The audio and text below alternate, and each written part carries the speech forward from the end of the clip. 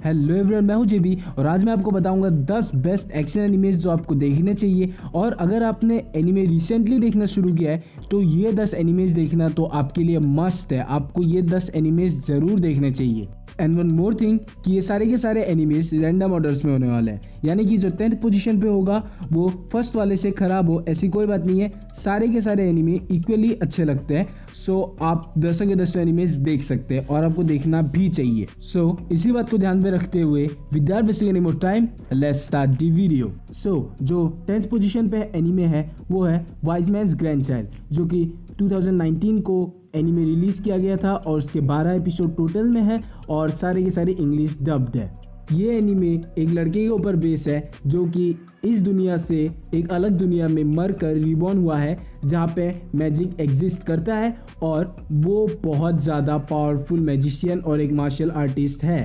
और क्योंकि वो एक अलग जगह पे आइसोलेटेड प्लेस में रहता था अपने एडॉप्टेड ग्रैंडफादर के साथ, दैट्स वाई उसमें कॉमन सेंस बहुत कम है और वो बहुत ज़्यादा सोशली ऑकवर्ड है। और जो एनिमे 9th पोजीशन पे है वो है माय हीरो एकेडमिया और इसके टोटल में अभी तक 4 सीजन है जो कि 2016 से अभी तक चल रहे हैं और फाइनल सीजन कब आएगा पता नहीं। और टोटल 88 एपिसोड है अभी तक 4 सीजन को मिला के और सबके इंग्लिश डब आपको मिल जाएंगे ऑनलाइन एक्सेप्ट 2 एपिसोड के, लास्ट के जो लेटेस्ट 2 एपिसोड है उनके अलावा।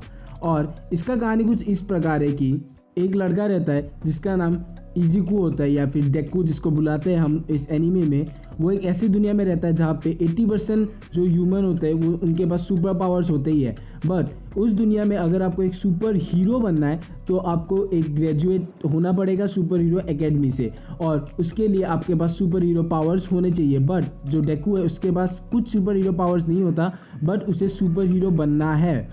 और एक दिन इसीलिए शायद से उसे उस दुनिया के नंबर 1 हीरो ऑल माइट मिलते हैं और ऑल माइट उसका जो स्पिरिट है उसको देख के ऑल माइट अपने पावर जिसको वो 1 फॉर ऑल कहते हैं वो उसको ट्रांसफ़र करके दे देते हैं।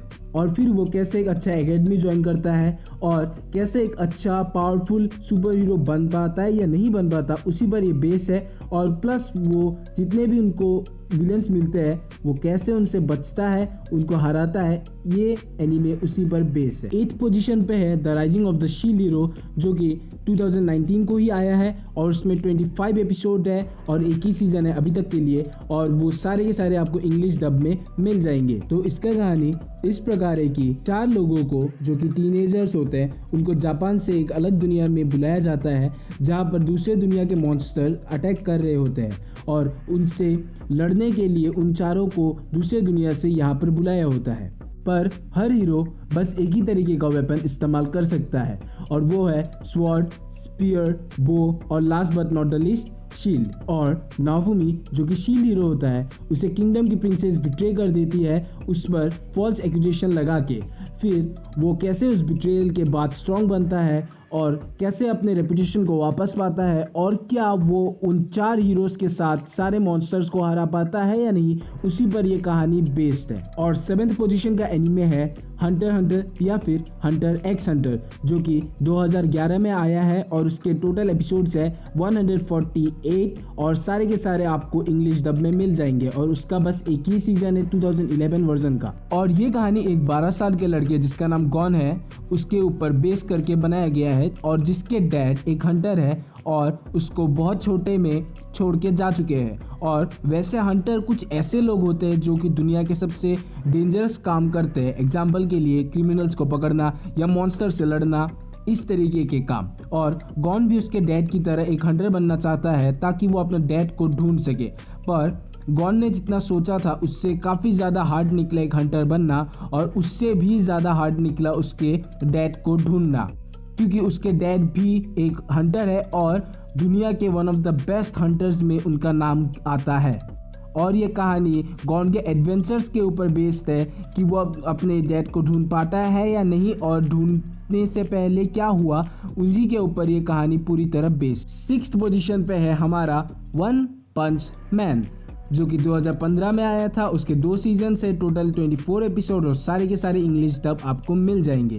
और सीज़न 1 सीज़न 2 से काफ़ी अच्छा था। मुझे सीज़न 2 बिल्कुल पसंद नहीं आया, मुझे नहीं बहुतों को सीज़न 2 पसंद नहीं आया है। सो आई सजेस्ट कि सीज़न 1 के एटलीस्ट आप 2 या 3 एपिसोड तो देख लीजिए। वैसे मुझे लगता तो नहीं है कि मुझे इसके कहानी के बारे में कुछ कहने की ज़रूरत है, फिर भी कुछ लोगों के लिए मैं कह दूँ कि इसमें जो MC है वो है साइटामा। MC से मेरा मतलब है मेन कैरेक्टर, और वो पहले एक आम इंसान था, कमज़ोर इंसान, पर एक दिन एक क्रैब मॉन्स्टर को मारने के बाद उसने ठान लिया कि वो भी एक हीरो बनेगा।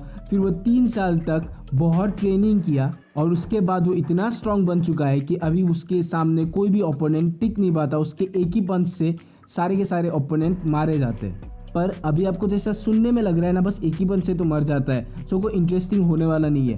पर भाई ये बिल्कुल सोच गलत है आपकी। आप बस एक बार देखिए, आपको तब पता चल जाएगा वन पंच मैन आखिर कितना अच्छा एनीमे है। और 5th पोजीशन पे है द 7 डेडली सिंस, जो कि 2014 से अभी तक चल रहा है और इसमें टोटल 76 एपिसोड्स है और इसके सारे के सारे आपको इंग्लिश डब मिल जाएंगे, सिवाय सीजन 4 के, जो कि अभी तक का लेटेस्ट सीजन है। उसी का बस इंग्लिश डब नहीं आया, शायद से अपना वही वायरस के वजह से।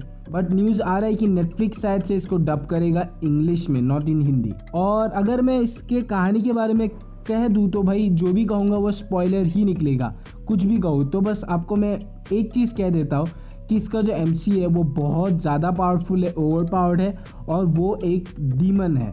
और इससे ज़्यादा मैं कुछ नहीं कहना चाहता, क्योंकि अगर इससे ज़्यादा मैंने कुछ भी कह दिया तो भाई ये स्पॉयलर्स में ही गिना जाएगा। 4th पर है फायर फोर्स, जो कि 2019 का एनीमे है। इसमें 24 एपिसोड्स है और सारे के सारे इंग्लिश डब में है। और इस एनीमे के भी बारे में आपको मैं बस कुछ चीज़ें ही कहूँगा अगेन, क्योंकि अगर मैंने कुछ ज़्यादा कह दिया तो भाई वो सारे के सारे स्पॉयलर्स में ही आ जाएंगे। पर वैसे इसमें जो फायर फाइटर्स है ना, वो किसी आम फायर फाइटर्स से तो बहुत अलग है, उनसे तो काफ़ी पावरफुल भी है, क्योंकि इसमें जो फायर फाइटर जिससे लड़ते हैं वो एक्चुअली में फायर डीमंस आप कह सकते हो, उनसे वो लड़ते हैं। तो भाई उनसे लड़ने के लिए आपके पास कोई आग बुझाने के लिए पानी से ही तो काम नहीं चलने वाला भाई।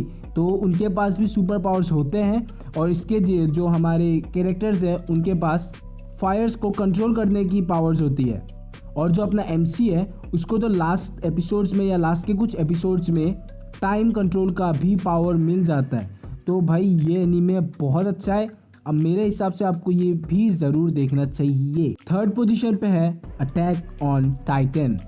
ये 2013 का एनीमे है और अभी तक चल रहा है। इसमें 59 एपिसोड्स है और सीज़न 3 पार्ट 2 तक का सीजन्स है इसमें, और सारे के सारे इंग्लिश डब में ही है।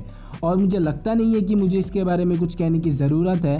बस आप इसके फर्स्ट के 4 एपिसोड देख लीजिए, फर्स्ट सीज़न के 4 एपिसोड देख लीजिए, उसके बाद आप इसके फ़ैन बन जाओगे और सीज़न 3 पार्ट 2 तक पूरे 59 एपिसोड्स आप कंप्लीट कर ही दोगे।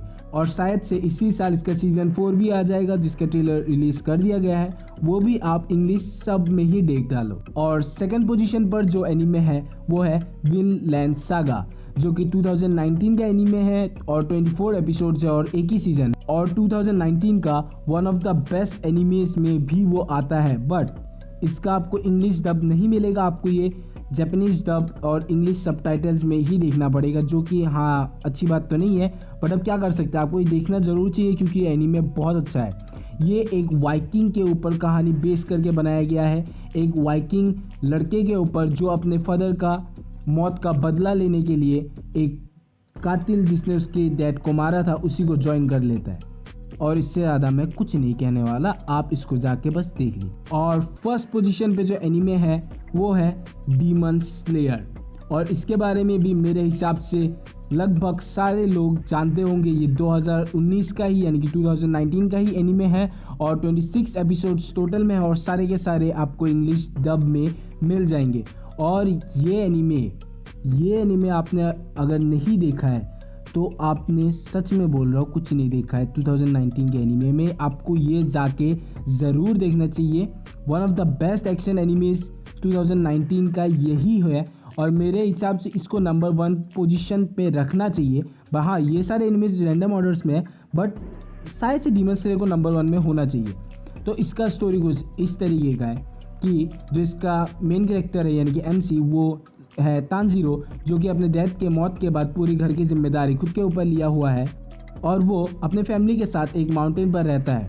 पर एक दिन तानजीरो एक लोकल विलेज में जाता है ताकि वो कुछ पैसे कमा सके चारकोल बेच के।